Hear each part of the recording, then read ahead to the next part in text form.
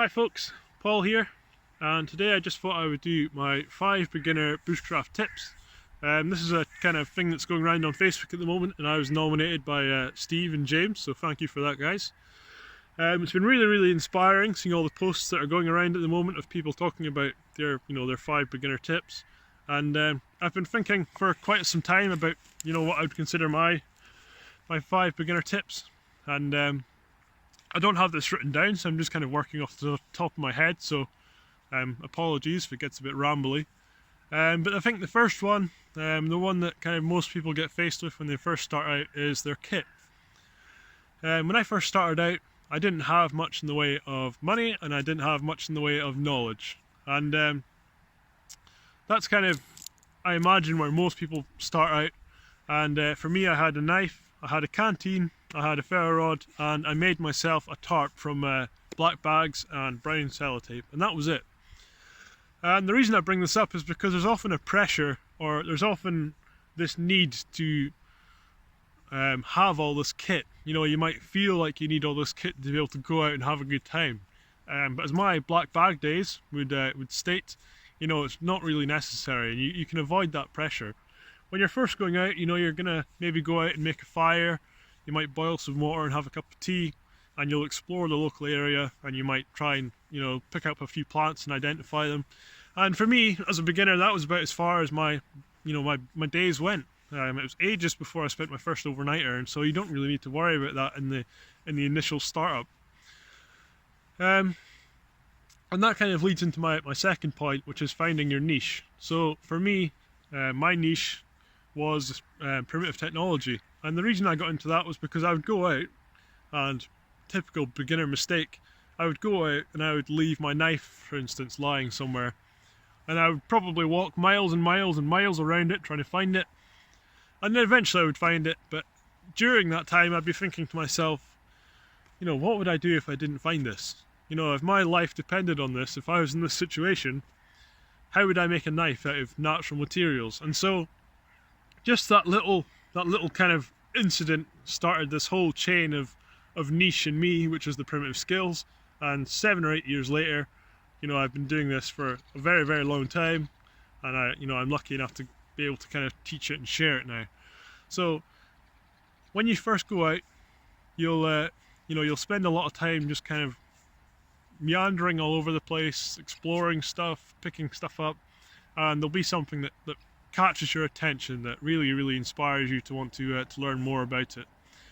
And so having that niche is really good because it gives you a sense of of purpose. It gives you a drive. It makes you want to go out and learn more and more, and it gives you a sense of accomplishment as well. You start to feel like you're really making headway into the project, or the subject that is bushcraft. Now, while it's really good to have these niches, I would also stress that it's important not to lock yourself into one. And I've been guilty of this in the past, where primitive skills are the be-all and end-all, and I've neglected, some other, other aspects of bushcraft that maybe I could have done with learning about beforehand. So, whilst it's good to go out and find your niche, make sure you don't lock yourself into it, and be sure to be aware of what else is out there. Don't lock yourself into one subject so much that you lose motivation and inspiration for the big outdoors, because there's so much stuff out here that you can learn about. And that kind of takes us into point 3, which is one of the most important points actually for me, is creativity and kind of inspiration.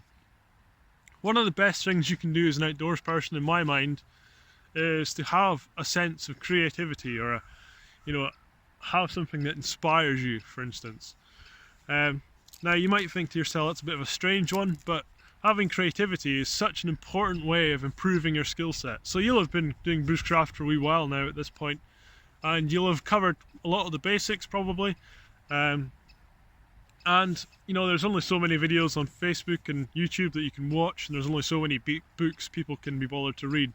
And so having this creative urge to be able to go out into the outdoors and look at something and say, I wonder how that would behave if I did X, Y, and Z to it, or I wonder if I could produce, such and such using the materials that are around me, or just experimenting with different materials and ideas and technologies.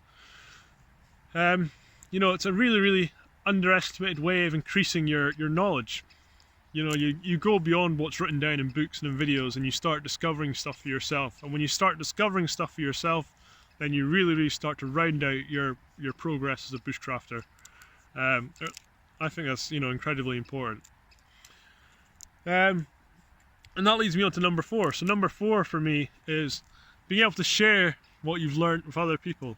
And this can come in the form of online communities, whether that be bushcraft communities or whatever niche you've put yourself into, or it can be in the real world, and quite often the two will overlap, which is really nice. You know, everyone I've spoken to in real life I've met on Facebook first, probably, when it comes to the bushcraft community, and you know, I've got a lot of people to thank for getting me to where I am today, that I met through the bushcraft community online. Now, it's nice to have people around. We're social creatures, a lot of us, you know, we like having people to share in experiences with. It makes them more memorable, it makes them more kind of enjoyable, but it's also passive learning, and this is something I kind of picked up on when I first started meeting people and seeing how they operate around their, you know, their camp, for instance. Someone will do something really insignificant to them. You know, it might be like a certain way of picking up a pot off a fire, and you'll have never seen it before. Now, you haven't gone out there with the intention of trying to learn how to pick up a pot in a new and abstract way, but you've just learned it passively because you're in a situation where you can sit and observe people, you know, sharing their creativity and their knowledge over the years that they've gathered. And that's why it's really good to surround yourself with people that are kind of experts, or, you know, more advanced. I know a lot of us don't like the term experts, me included. You know, but it's really good to surround yourself with people that are that have been around the block, because even though they might not be teaching you something directly, just by sitting there and watching them, you'll pick stuff up passively. And that leads us on to number 5, which is kind of relevant for the current state of the world, and that is to not feel pressured. Now, me as a bushcraft instructor and as someone that loves the outdoors and that posts regularly and, you know, and tries to kind of share knowledge and bits and pieces with people, I can often create this fake pressure for myself. Quite often it feels like you have to go out, you know, you need to go out and take a picture of, you know, a mushroom, or you need to go and carve something to be able to take it back and post online and show people. And this is kind of a modern day problem. This isn't just a bushcraft thing, but we'll save the modern day problems for another video. And it's important to not create that pressure for yourself, because creating that pressure for yourself will take away from your love of what it is you're doing. And if you do fall out of love with something, I think it's important to be okay with that. You know, it's okay to take a step back from something, which is something I've been doing recently. You know, I'd fallen out of love with being outdoors a wee bit. You know, I was kind of feeling uninspired, as I'm sure we all are at the moment in the way that the world is. You know, you start to feel kind of quite unmotivated. There's a few guys I speak to that have kind of been experiencing the same thing. You feel unmotivated, uninspired, and that's okay, because during that time you're feeling uninspired and unmotivated, it gives you some time to kind of come away from the subject. You know, you'll end up doing something else. You might just end up hibernating for 3 months and then coming out and discovering how amazing, you know, the world is again.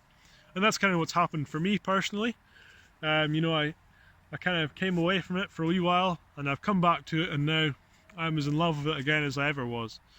So, although this might seem like a very kind of far-fetched beginner problem, it's something to keep in mind. You know, don't feel pressure to go out. Don't feel like you need to impress anyone. Don't feel like you need to impress social media. If you're going out and you're doing what you love, do it for you and don't do it for anyone else. That's probably about the most important message I can give you in this whole video.